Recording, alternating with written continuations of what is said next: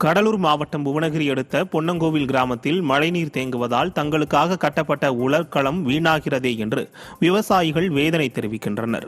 சில மாதங்களுக்கு முன்னர் தான் இந்த உலர்களம் 10,50,000 ரூபாய் மதிப்பீட்டில் கட்டப்பட்டது. கடந்த சில நாட்களாக மழை பெய்து வருவதால் இந்த உலர்களத்தில் தண்ணீர் தேங்குவது குறித்து பலமுறை விடிய அரசின் மாவட்ட நிர்வாகம், வேளாண்மை துறை உள்ளிட்ட பலரிடம் தெரிவித்தும் இதுவரை எந்த நடவடிக்கையும் இல்லை என்று விவசாயிகள் குற்றம் சாட்டுகின்றனர்.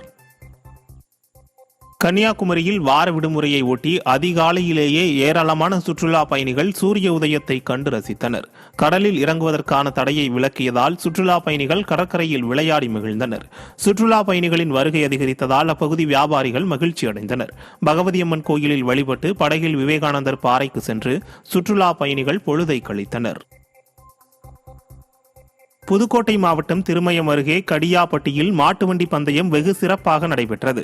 கடியாப்பட்டி மற்றும் ராவுத்தம்பட்டி கிராமத்தைச் சேர்ந்த மக்களால் நடத்தப்பட்ட மாட்டு வண்டி பந்தயம் சிறப்பாக நடைபெற்றது.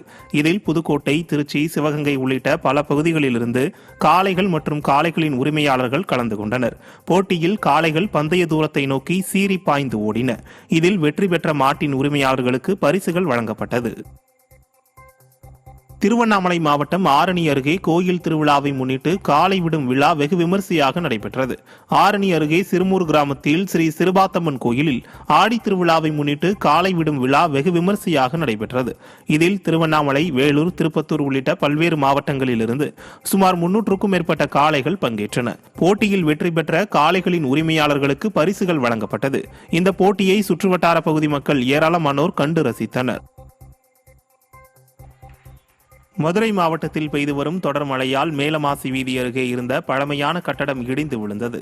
மதுரையில் கடந்த ஒரு வாரமாக தொடர்ந்து மழை பெய்து வருகிறது. இந்த மழை காரணமாக மேலமாசி வீதி அருகே உள்ள சூடம் சாமியார் திருப்பகுதியில் 100 ஆண்டு பழமையான கட்டடம் இடிந்து விழுந்தது. நல்வாய்ப்பாக கட்டடத்தில் யாரும் இல்லாததால் உயிர் சேதம் தவிர்க்கப்பட்டது. விடியா திமுக அரசு உரிய ஆய்வு நடத்தி பழமையான கட்டடங்களை இடிக்க வேண்டும் என பொதுமக்கள் வலியுறுத்தியுள்ளனர்.